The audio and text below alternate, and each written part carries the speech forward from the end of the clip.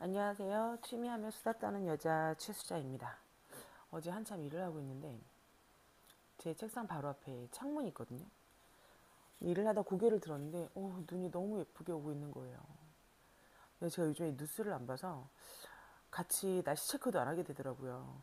애들 학교 갈 때도 친정엄마가 비 오니까 우산 가져가라 이렇게 챙겨주시지, 사실 저는 잘 그런 걸 챙기지를 못해요.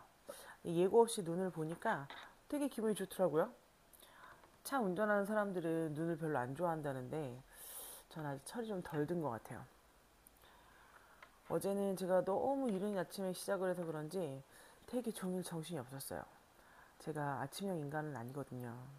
아이들이 학교 가기 전에 겨우겨우 일어나는 타입인데 어제는 병원을 가야 돼서 좀 일찍 일어나서 움직였어요. 제가 원래 굉장히 건강한 타입인데 애들 낳고 산후조리를 잘 못해서 그 이후에 조금 골골하긴 하지만 막 병치를 되게 많이 하는 그런 타입은 아니에요. 그런데 지난 여름에 협심증 진단을 받았어요. 몇 년 전부터 이렇게 가끔씩 가슴이 뻐근하게 아픈 증상이 있었거든요. 근데 좀 쉬면 또 괜찮아지기도 하고 그러니까 별로 중요하게 생각하지 않았죠. 근데 대개는 혼자 있다가 통증이 오거나 자다가 통증이 오거나 그러곤 했는데 지난 여름에 남편이랑 같이 현장에 있다가 통증이 왔거든요. 근데 저희 남편이 또 궁금한 거는 바로바로 네이버에서 찾아야 직성이 풀리는 스타일이랍니다. 네이버를 좀 뒤져보더니 남편이 병원에 가봐야 될 것 같다는 거예요. 협심증인 것 같다고. 그래서 에이 설마 하면서도 좀 찝찝하고 불안하고 걱정도 되고 좀 그랬어요. 왜냐면 증상이 생긴 거는 꽤 오래됐는데 내가 알고 있는 협심증이라면 벌써 잘못됐어야 되는 거 아닌가? 뭐 이런 생각이 들어서요. 그래서 저도 유튜브를 좀 찾아봤죠.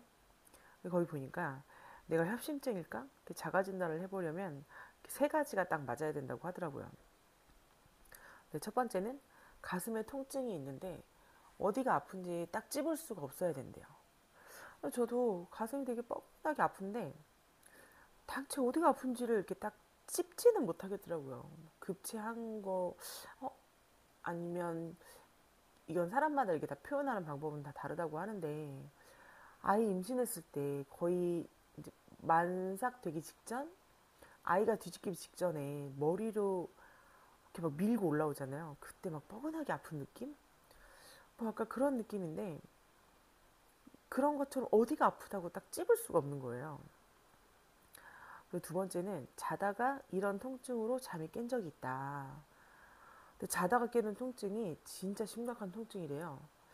근데 뭐 자주도 아니고 또 좀 쉬면 또 괜찮고 하니까 별로 크게 생각하지 않고 넘겼거든요. 세 번째는 잠시 쉬면 통증이 금방 없어진다. 저 같은 경우는 제가 체감하는 건 한 5분 정도 되는 것 같은데 실제로는 그렇게까지도 안 가는 것 같고요. 이렇게 숨을 좀 이렇게 크게 쉬고 하면 통증이 또 금방 없어지더라고요. 이 세 가지가 나에게 다 맞는다. 그러면 빨리 병원을 가보셔야 한다고 합니다. 근데 저는 이 세 가지가 다 맞았거든요. 그래서 아예 저희 동네에 좀 큰 병원이 있어서 종합병원이 있어서 종합병원을 아예 갔어요. 네, 제가 원래 되게 건강한 체질이라고 했잖아요.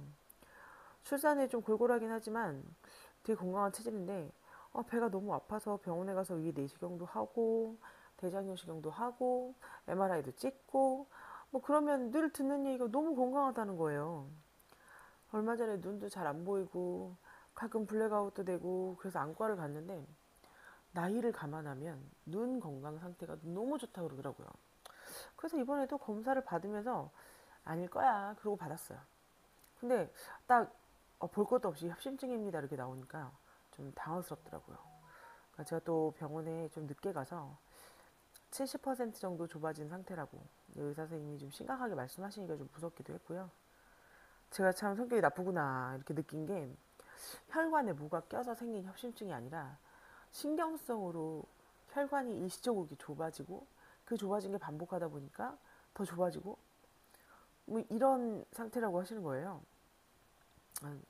얼른 수술 날짜를 잡고 딱 당일이 됐는데 그러면 이렇게 처음부터 뭐 스텐트를 넣거나 아니면 조영수를 한다거나 이렇게 정해져서 가는 게 아니라 당일날 가서 테스트를 해보시고 거기서 결정을 하시거든요.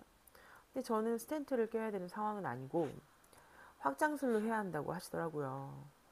근데 제가 겁이 엄청 많은데 국소 마취만 한다는 거예요. 아, 저희 신랑한테 아니 심장이 안 좋은 사람을 겁도 많은데 국소 마취만 하면 어떡하냐고 전신 마취 해달라고 하라고 그랬는데 이거는 전신 마취를 할 수 없는 시술이라고 하더라고요. 그래서 제가 아침에 일찍 가서 시술 준비를 하러 입원실로 올라갔는데 아, 협심증 환자가 이렇게 많은 줄 몰랐어요. 간호사 선생님이 5개의 병실에 한 병실에 5개 정도의 그 침상이 있거든요. 그거를 그러면 한 25개 정도 되잖아요. 똑같은 안내를 계속 반복하시는 거예요. 나이 성별에 상관없이 협심증 환자가 진짜 많대요. 제가 처음에 심장내과에 갔을 때 진짜 깜짝 놀랐거든요. 심장에 문제 있는 사람이 이렇게 많아?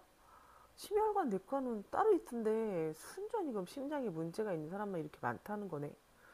이렇게 생각할 정도로 정말 그 앞에 이게 다 대기 인원일까? 라고 생각할 정도로 되게 사람이 많은 거예요. 어쨌든 시술을 받고는 엄청 좋아졌어요. 그전에는 두통이 늘 있어서 아 나는 원래 두통이 있는 사람 막 이거를 달고 그러니까 되게 인정하고 살았고 뒷목이 뻐근한 것도 되게 심해서 스트레칭을 안 해서 그런가? 저 맨날 스트레칭하고 어깨 위에는 늘 곰새머리가 있었거든요. 근데 저는 그게 아 내가 운동을 안 해서 그런가 보다. 간단하게 스트레칭이라도 해야 되나 막 이런 생각을 했는데 그러니까 시술을 받고 약을 먹기 시작하고 진짜 신기하게 그게 다 없어졌어요. 저희 친정엄마가 고혈압 약을 오래 드셔서 아, 난 절대 고혈압 약은 안 먹을 거야 라고 생각을 하고 살았는데 와 이럴 줄 알았으면 진작 먹을 걸 그랬어요. 세상이 너무 편하더라고요. 두통 없어졌죠. 뒷목 뻐근한 거 없어졌죠. 늘 이렇게 어깨 위에 있던 곰새말이 집 나간 것 같죠. 물론 뭐 그렇다고 해서 제가 뭐 왕창 건강해졌어 뭐 이런 건 아니지만 제가 되게 심각하게 생각했던 늘 달고 있던 만성 통증들 그런 건 되게 다 없어진 것 같아요. 저는 이게 만성 피로 때문에 그렇다고 생각을 했거든요. 근데 꼭 그렇게 생각할 것만은 아닌 것 같아요. 네, 원래 어릴 때부터도 약 잘 안 먹고 버티던 편이라서 좀 무식하게 참았는지 모르겠는데 약의 도움을 받는 것도 되게 좋구나 이런 생각이 들었어요. 저희 여동생이 딱 1년 전에 뇌졸중으로 쓰러졌거든요. 새벽에 쓰러졌다고 연락을 받고 정신없이 달려가서 봤는데 의식은 없는 상태고 그게 친정엄마가 이제 여동생한테 너 고혈압 약을 먹어야 될 것 같다. 몇 달을 말씀하셨는데 버티다가 약을 먹기 시작한 지 3일 만에 딱 쓰러진 거예요. 아, 친정엄마도 우시고 고등학교 다니는 두 조카들도 울고 진짜 눈앞이 캄캄하더라고요. 저러다 잘못되면 어떡하나. 지금도 생각하면 너무 아찔한 것 같아요. 근데 그 뒤로도 고비를 좀 여러 번 넘기기는 했는데 그래도 재활도 열심히 하고 또 나이도 좀 이렇게 젊은 상태여서 재활이 되게 빠르다고 하더라고요. 지금은 굉장히 좋아졌어요. 지금도 열심히 재활을 하고 있고요. 네, 동생 볼 때마다 속상한 건 동생이 진짜 많이 변했어요. 되게 활발하고 막 여장군 같은 성격 막 그런 성격인 애였는데 지금은 말도 잘 안 하고 되게 무표정하게 있고 말을 시켜도 단답형 대답만 하고 그런 거를 볼 때 되게 마음이 참 속상하더라고요. 그러면서 건강은 있을 때 지켜야 하는 거구나 싶은 생각도 들고 여러분도 영양제 잘 챙겨 드세요. 이게 있을 때는 모르고 사라지면 깨닫는 게 건강이라고 하더라고요. 그리고 40대 이후에 만든 근육이 그러니까 40대 이후에 만든 근육 1kg이 60대에 들어갈 병원비 1,500만 원을 줄여준대요. 그래서 이 얘기를 듣고 아파트 내에 있는 헬스장에 등록을 했어요. 뭐 되게 거창하게 막 근육 운동하고 막 이렇게는 사실 못할 것 같은데 그냥 비가 오나 눈이 오나 일정한 속도로 걸을 수는 있겠구나라는 생각이 들어서 등록을 하고 이제 시작을 해보려고요. 네, 어제 저희 의사 선생님도 관리를 되게 잘했다. 그러면서 칭찬을 해주셨는데, 저 나올 때 다음엔 살 빼고 와야 된다고 하시더라고요. 제가 원래 하는 일이 혼자 하는 일이라서 이렇게 막 식사 시간이 정해져 있지가 않아요.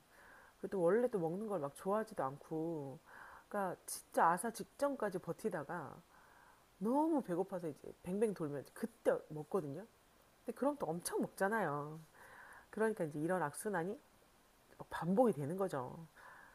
그래도 선생님들은, 그러니까 의사 선생님들 이런 케이스가 되게 살찌기 좋다고 말씀도 하시고요. 그러니까 선생님이 잘 먹고 제 시간에 잘 먹고 잘 자고 그러면 걱정할 게 없다고 하시는데, 그래서 이제는 하루에 30분 정도만 걸어주고 먹기 싫어도 좀 제 시간에 챙겨 먹으려고 하고 해서 건강을 좀 챙겨 보려고 합니다.